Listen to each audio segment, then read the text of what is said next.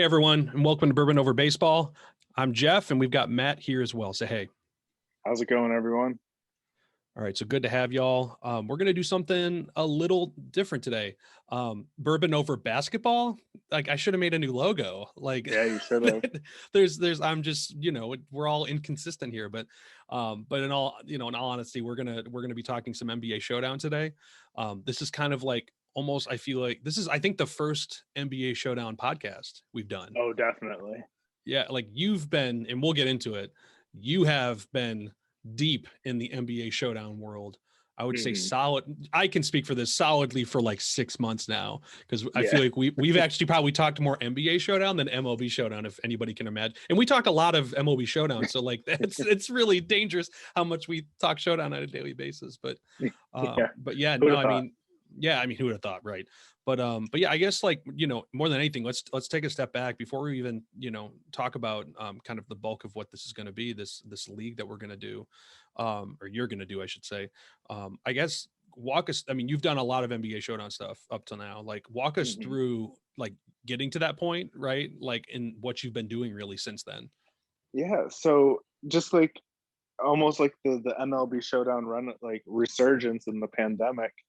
I had a lot of downtime. It's like, what do I do? I go to work. What do I do when I come home from work? I'm stuck in my apartment, and I played some MLB Showdown, but I've said it multiple times. Basketball is my favorite sport. I just have always been into it, and I love the game of MLB Showdown. Like, and I knew they had a basketball one. I had some of the cards when I was a kid, but nothing crazy. And I was just like, man, like they could make this game could be fun now because I feel like the league's at a much better place now than it was in early 2000.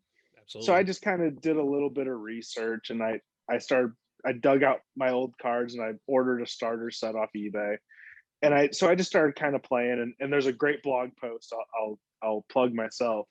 I did a Harry Potter league because there's like a Harry Potter marathon on, so I made the four houses out of the cards that I had. It wasn't personality driven or anything. That'd be a lot more fun, but I'd have to know Right, more right. about the players. But like, so I had the four houses, and I did like each team played like 12 games or something, and it was tons of fun. I kept full stats, so that was a great time. So if anybody's bored, go find that. It Yeah, was we'll link. probably from We'll like April or May or something. we'll link that. We'll link that in the description below. So, and there's actually a lot of Yeah. showdown content on the greatest MLB Showdown Yes. project site, and most of it is, I mean, almost entirely Matt. So a lot of Peter, as Yep. well. Really, the two you guys are kind of, doing everything. But we'll put some links below for y'all to take a look. Yeah, I had tons of downtime, obviously, from that, and so that was kind of the plan. And I was playing, and I was like, man, I wish I had some of the better cards because I only had like five or six rares. Like there was like Alonzo Mourning, John Stockton, Dikembe Mutombo, all the household names of the '90s. And it's just like, all right, I need to up this a little bit. So this had to have been around September actually. So then I started looking on eBay at cards because I was having fun. And I'm like, oh, I want to get some of these better guys.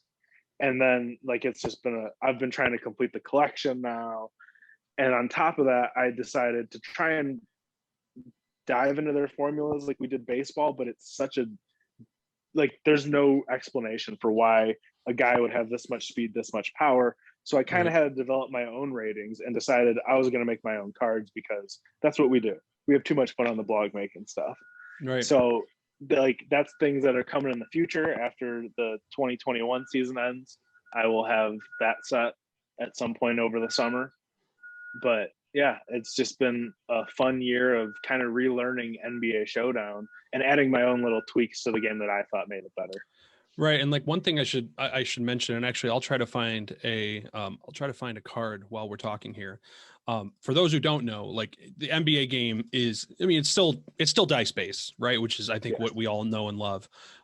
Baseball is, it's so it. I think the showdown, logic works so well for baseball because there's so many. You have a pitcher So and a much. batter, like right. It's very limited to that scope, so you can kind of tweak between them. I mean, like that's the moment, right? Basketball Mm-hmm. is like less moment. We all know it's a fluid game. Yeah. It's which is the reason we all love it. But it makes it tougher to kind of do this. And like Matt will talk through kind of some of the rules, the originals, how we're going to do Mhm. this. But let me bring up a card like really quickly here. Let me see if I can get it open.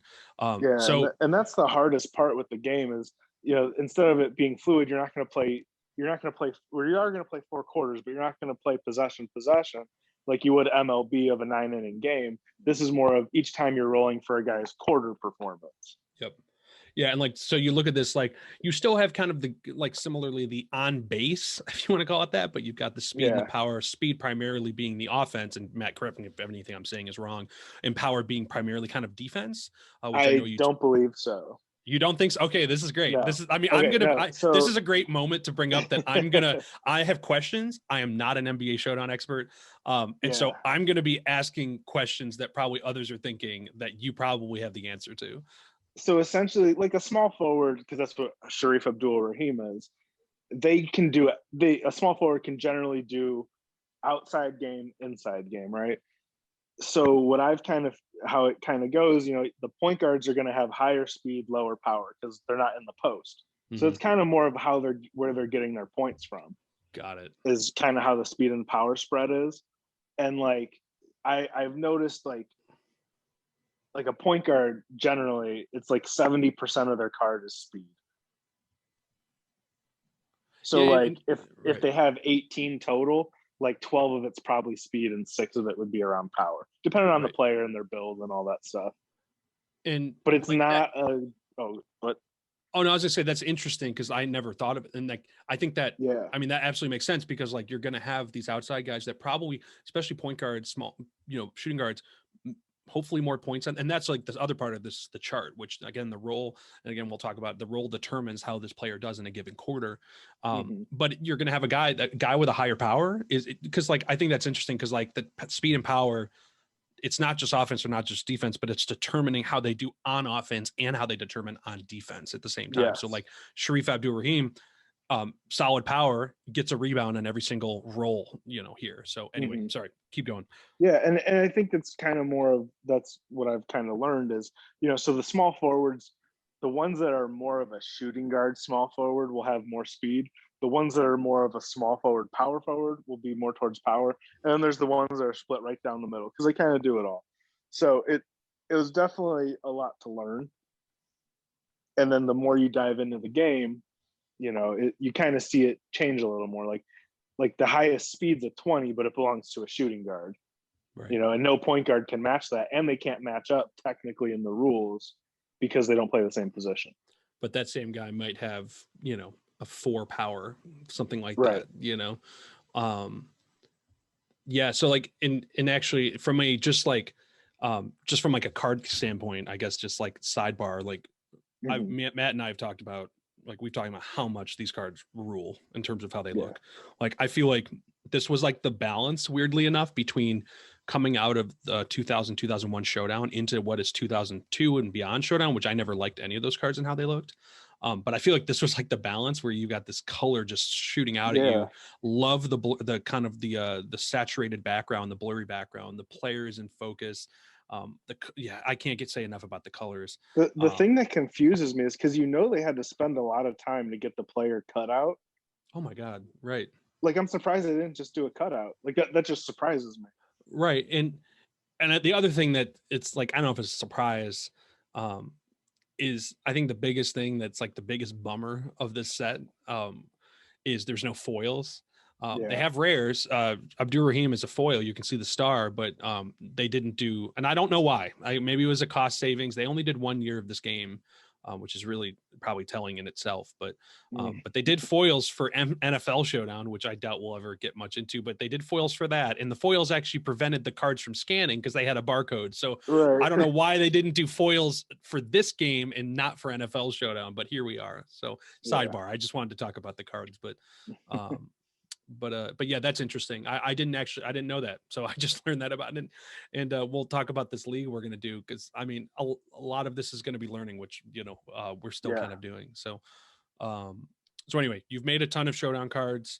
I should actually mention you've done the 2019 2020 set how many Yeah. times now?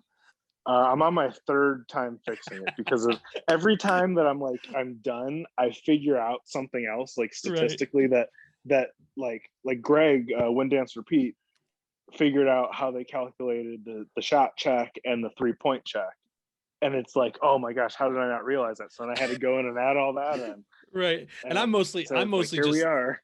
right. I'm mostly like busting your balls because like Yeah. I mean it's like, hey, it's like the saying that art is never finished. And that's kind of what Mm-mm. I think it's like it's kind of, I know we're working off, primarily you're working off formulas on Google Sheets, Yeah. but hey, I think that's a version of art, especially when we start making, you make cards, which is definitely art. And so it's never finished. It's always being Nope. tinkered and you keep Never going.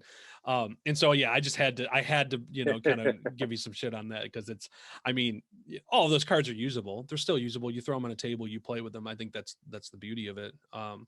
But yeah, no doubt. It's I love that you've had to. But you also did an entire 1987, 88 Right. NBA And that season. was prior to the 3-point check and the shot check getting figured out. So it's a little outdated, but I'm not redoing that one. No, yeah, no. I think it's completely valid. Keep moving.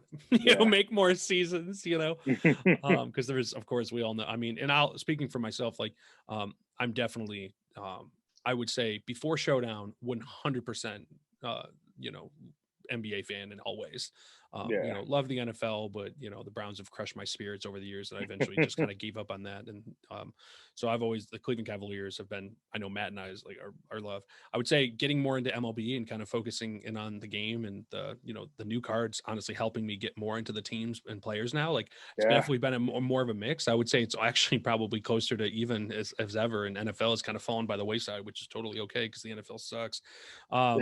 So anyway, and finding the Browns are good. This makes no sense. So, Yeah. Right. but no, I do. I mean, I still have a love for the game, and and that's why I'm just excited to just kind of start doing things with this, and just kind of. I probably weirdly know more, even though I've been so focused on MLB, I probably still know more NBA players than MLB without question, even though it's smaller sample size. Right. Um, but yeah, so I think that's a good kind of catch up to this point. Matt's been really focused in collecting, making cards, figuring out the formulas, tinkering, all that. And so that kind of leads us to this point now where we want to, we want to try some things out. We want to play some things out. We want to get a feel for the game. I was talking for myself here. So why don't I actually go over to so why don't you talk through what we're going to be doing here with this Okay. league? So for anybody that's familiar with me, I did a MLB Showdown 2018 league where I played out all the games, but I had 12 different, of our friends from the blog. The Discord wasn't a thing yet, so it was just a blog at the time where guys signed up and they drafted a team. We had like a draft, like a fantasy draft, like all the other drafts we do on this in these podcasts, and I played it out and I just kind of sent updates to everybody. I got it going on Twitter, so everybody got to be involved and talk trash. Like Bob was the biggest trash talker of them all, so it was tons of fun. And he doesn't even And know NBA like at no, no, all. no. Like, This is baseball I'm talking about oh, the baseball one, from the Sorry, 2018 league. Yeah, right. and so like it was like tons of fun. So I'm like, all right, I want to recreate that but in NBA form. So I reached out to our Discord friends, and I got 8 people that are going to do a draft tonight, and I'm going to play the league out like that. I'm just going to play all the games out myself when I have downtime. They have no influence other than what players are on their team. They're like the GM. I'm running everything else. So they can talk trash. It's like watching their favorite team or their fantasy team. They have no influence on what's going to happen. So it Right. makes it more fun from like a simulation perspective. Right. And like Matt and I talked about this just before we got on that um I think that it's like this is like essentially a beta test, right? Like Yeah, I think basically. this is like a true beta test that, we've talked about continually how our MLB rules are constantly tinkering. And I think they're in a pretty good spot. And everybody, I mean, you could roll with them. We could have rolled with the rules we did 2 years ago and been fine. But, Mm-hmm. we're still tinkering to get things kind of, try to get them perfect, right?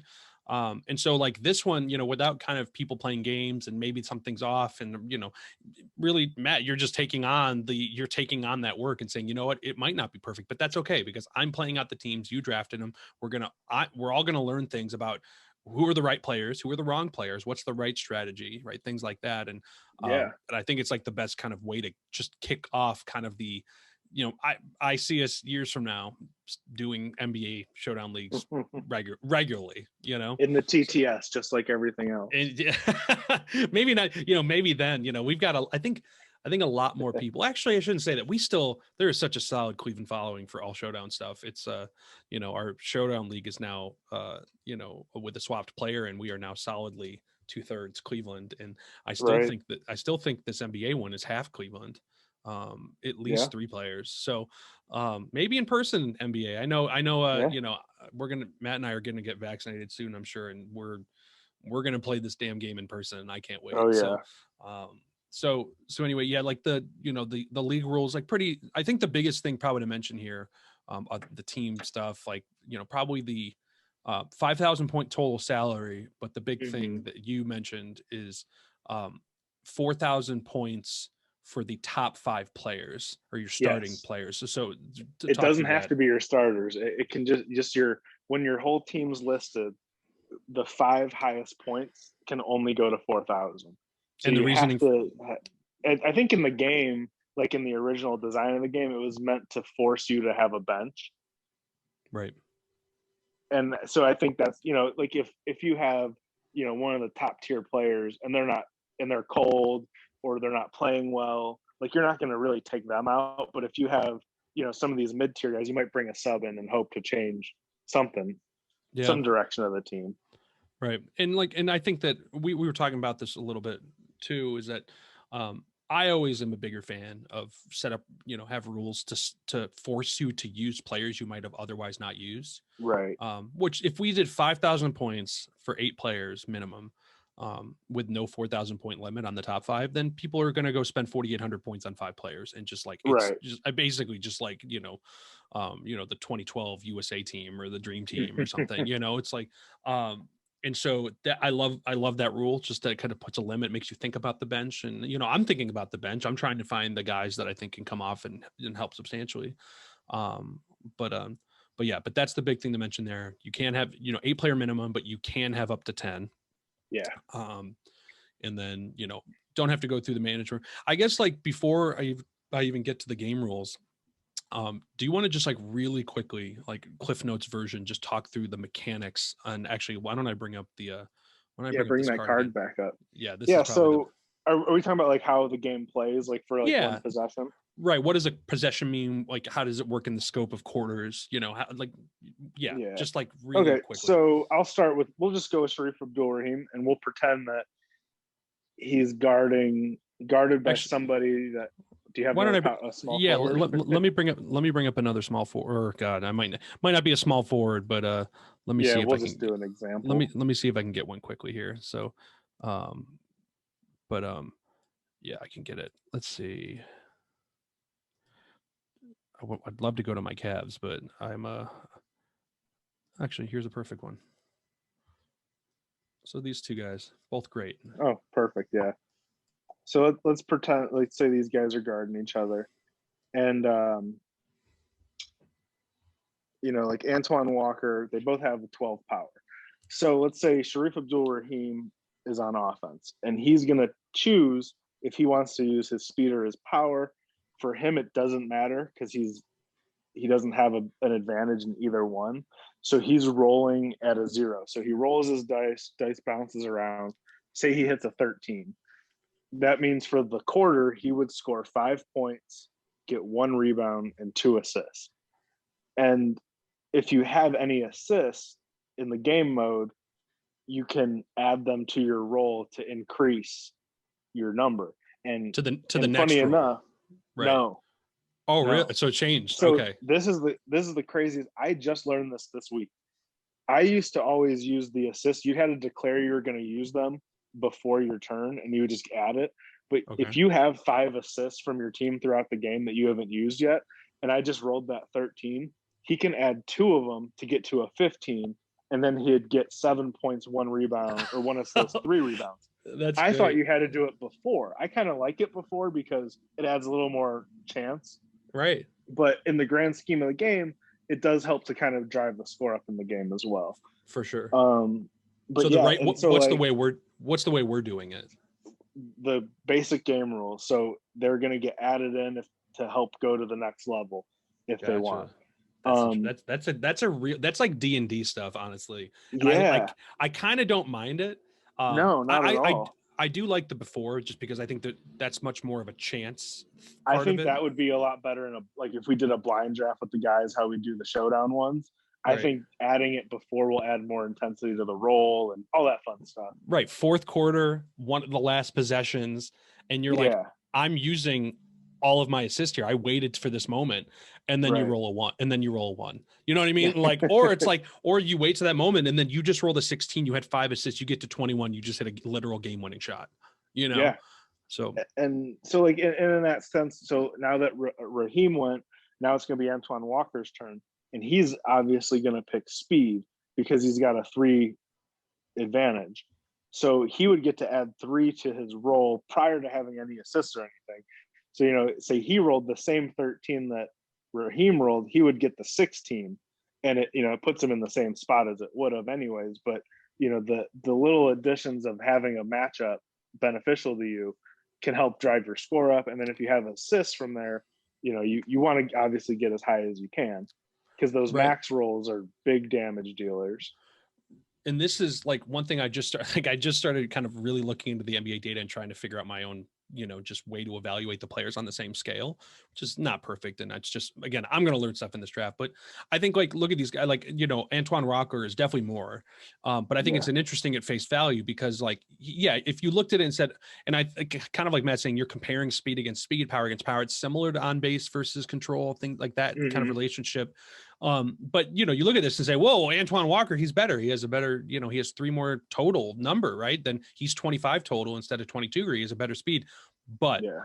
this is the big thing, is that the chart matters. And, like, I think the great Yes. example of this, and this is what I was kind of starting to weight in some of my formulas, is what does the roll go to, or what does the roll start at, right? So, like, Raheem is 1, 6, 11, 15, and 21. Antoine Walker is 1, 8, 13, 17, 23. Like, they're all off by 2, and that stuff can matter. Now, it might not, it's still, there's probably more focus on the speed and the power total numbers. But that's where this stuff, like, you can't just look at it face value and look at speed and power and say, I'm done. Especially against points. Because I'll be honest, like, my first evaluation was I took their points, divided by their total speed power, to try to see how much I was spending per point, per speed power point. But that was completely ignoring the chart, which is, like, perhaps the more important than those. So anyway, well, I'd say that's a good explanation. That's really, so what you do is you do that, each player, each position on the court, Mm-hmm. you do that for each quarter, and then you just repeat the process for 4 quarters. Yeah, and I think a good thing to add in there is rebounds. At the end of the quarter, you total up each team's rebounds, and whoever has the rebound advantage, say it's 18 rebounds to 16, the team with 18 would have a 2 rebound advantage, and they get 2 extra points added to their quarter score. Yep. And so that's where rebounding can play a big factor, as you see in regular basketball. Anyways, you got to control the board, so it's a cool little add-on. Right. And also, side note, it's wild to me that they chose for the Celtics cards to not use green here, and instead they used the color of the basketball. But, like, at the same time, they Yeah, did a green background, like primary color background, and kind of same thing with the Hawks. They did yellow background, not primary, but red. It's these design. I freaking love it. And I I just wish they were foils. The red on the Celtics one is the most confusing to me, but yeah, that is weird. oh man, but, like, if I can find it quickly, as Cavs fans, I mean, we love our Cavs cards. Right. Let me see if I can Maybe find not it. this team, but Oh, this team is Andre Miller's great though. yeah, he is. Really great. But yeah, I'll bring up Lamont Murray. I think it was when Z was injured, but it's a bummer he didn't get a card. Oh yeah. Oh my gosh. But yeah, man, Lamont Murray. I mean, not great, but, like, love the design, Yeah, but they used they did an orange background for the ball. This is such, I almost want to, like, bring in like an actual graphic designer on to examine these cards and, like, yeah, say, like, what do you think? Transport your mind to 2002 NBA world, which was fun as yeah. hell. It's And, like, crazy. how would you have designed these, So anyway, well, cool. Well, I think Yeah, that's a good walkthrough. And sorry, go ahead. and well, I was just gonna say, if any of you guys ever stumble across my newer cards, I just did the outline as the team's colors. There's no blurred background. Yeah, and I think that's completely okay. This was like, they did one set. They clearly put a lot of effort on that. Yeah, it's wild. It's wild. I think I mentioned this before on some of the MLB, but I mean, NBA logos in the mid '90s are it's probably the most fun logo landscape in any sport ever. I think I would go on a limb and say that, and there's actually some, which podcast was it? I wish I remember. If I find it, I'll put in the description, but no guarantees. But they brought on the graphic designer who was brought into the NBA. Like the NBA hired him for the league as a whole to oversee all logos being made at the time. And oh my gosh, man, he oversaw some of the greatest logos in all time, in my opinion. So anyway, sidebar, going back to NBA Showdown. So like you said, talked about league rules, manager requirements. We already kind of hit on some of the game rules here. But I think there's some, we talked assists, we talked rebounds. I think the hot and the cold marker here are two big things to cover. Yeah. So why don't you? So, and this kind of goes back to your D&D thing.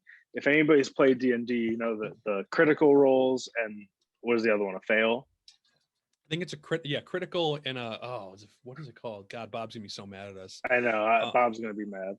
I feel like it's just like a fail or something. Right. I don't know.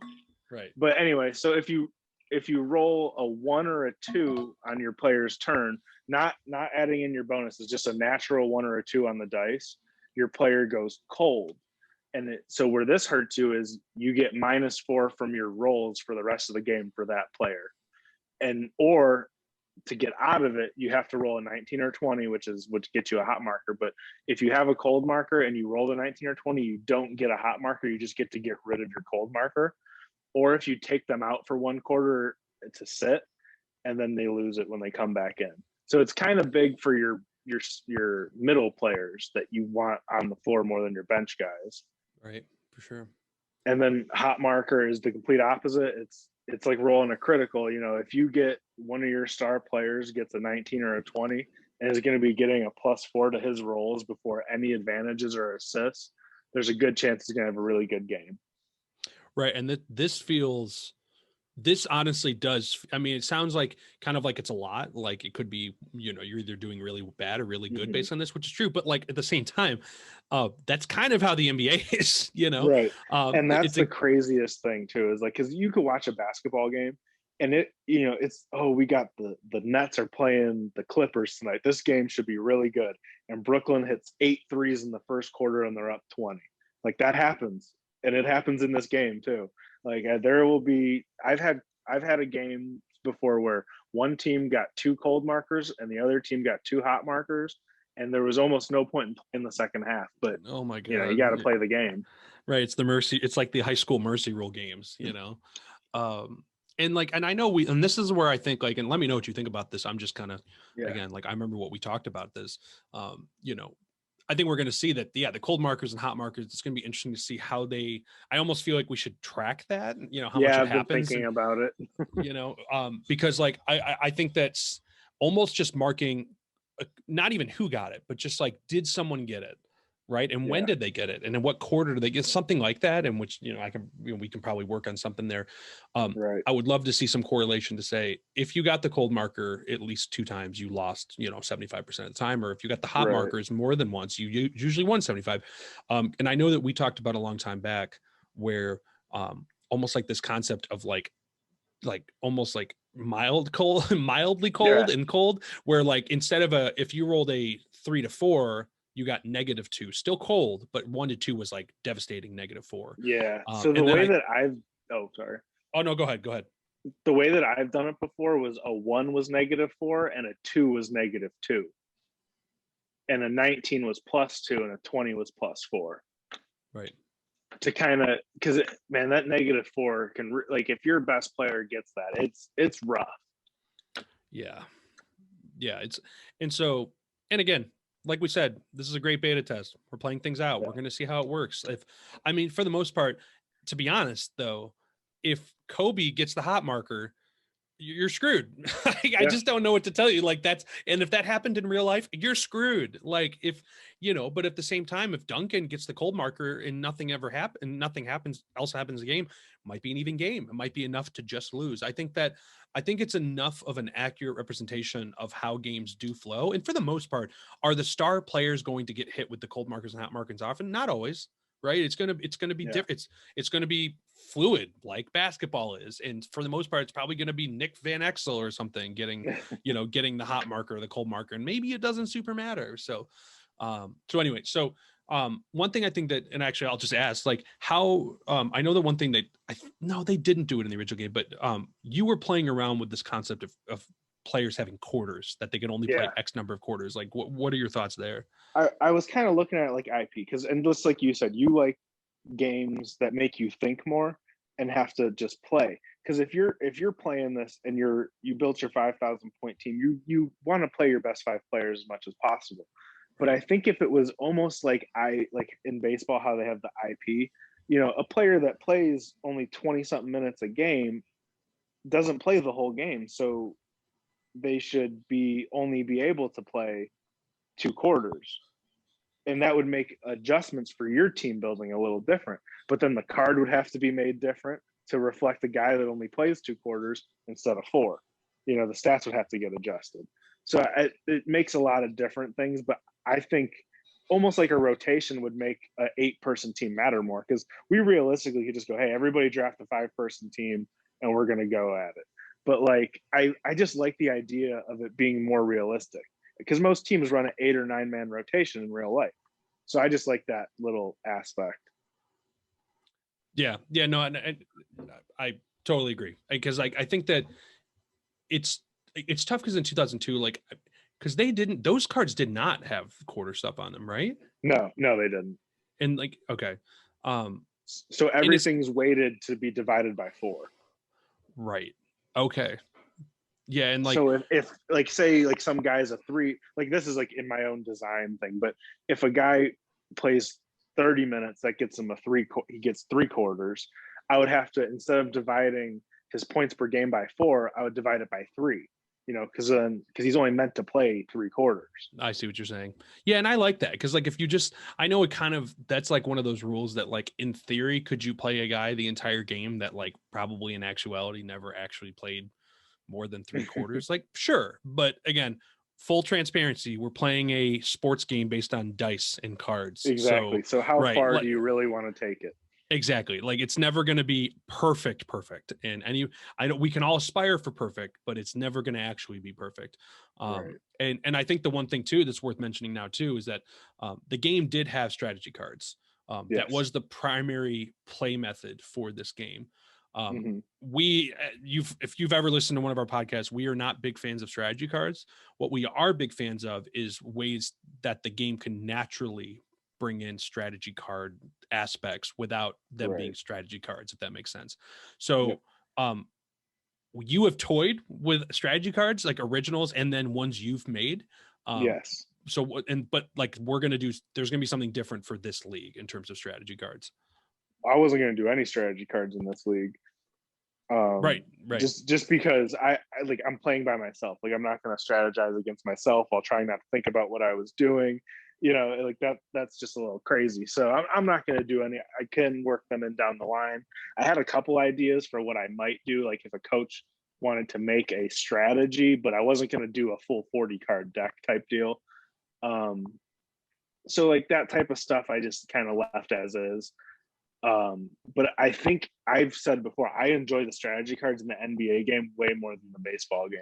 I just think it feels more realistic in a sense, like, but some of the cards can break the game, just like the MLB ones. And so like that does play into effect. So I've made a couple of my own strategy cards that kind of cancel those out.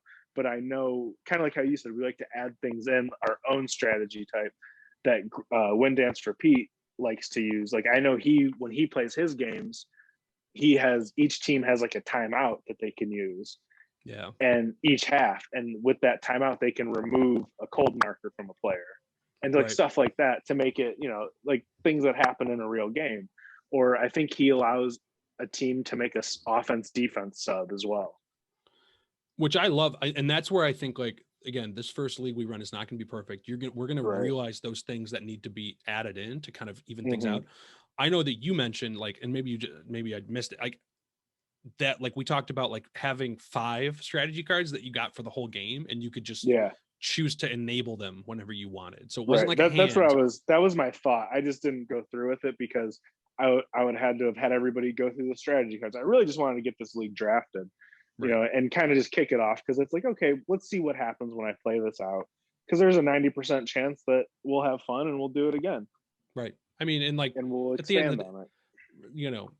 at the end of the day, in person or not, tabletop or in person, or in our backyards or on our kitchen tables, like we're rolling. We just want to roll some dice, like, and that's what this game is, and it's basketball, and it's players we love, and so like that's what we're going for right now, or rather, you're going for, and then we can figure out more. But because I can just picture us play at your house, and one of us has Kobe. You roll a 20, and you're yelling Kobe. Like it's gonna happen. It's gonna happen. Dude, I want, like, I love blind drafts. I've said this before. I can't wait for an NBA blind draft. I can't. Yeah. I just, like, I think that give me cards that I'm not generally. Give me Lamont Murray. I don't care. Like, right. I just want to, like, play with some guys and keep going. And so anyway, finishing out these game rules, like the substitutions, like it kind of, since you're running it, basically unless there's a game plan, like you're going to take a guy out if he has a cold marker, right. unless it's Kobe or something that's still right. worth If it's a star player, generally you're not going to have a bench guy that's as good as them. But if it's close, like if you have a 500-point starter and a 400-point bench guy, it's usually worth it to get that cold marker off of them, as long as like it's not a huge matchup liability. And early in the game, I mean, I think that you might just be like, no, I want this guy for 3 and 4. I want this guy clean for 3 and 4. Right. And kind of same thought process. If Nick Van Hent, and I don't know why I'm going for Nick Van Exel, but I loved him as a kid. If he has a hot marker, probably not taking him out. And I think that's okay, because he becomes kind of a star player with that hot marker in a way. So exactly. And then jump ball, just in terms of possession and the role and the way in which it goes. So, so that's good. I mean, again, like we said, beta, feeling things out. Let us know what you think. I mean, truthfully, like, if you play with, if you have your own, right, if you have your own rules, let us know, like, things we can incorporate here. So, so I thought, like, kind of as a last thing, like I said, we're in 2 hours, they're going to be drafting from now. We'll probably, I don't know if we're going to do a pod on of the actual draft itself, but we'll definitely do one talking about the draft and how it went, and look at the teams and everything. And the one thing that's nice is 8 teams, maybe 8 players minimum. Like, it's not a ton of we can get a feel for the team. Hopefully quickly. It'll get done tonight. Right. I think it'll get done tonight. It's not like MLB where it's like we're picking 20 rounds of guys. So, but I figured let's take a look at just the cards and really and actually let me zoom out. Might be a little tougher to see for some, but it's a little tough because, like, this is the way we did the charts, and we won't go too much into this right now. But you have the roles, you have the points, you have the assists and the rebounds is kind of off. But why don't I just zoom in right here on the actual the totals in the power and the speed and the points.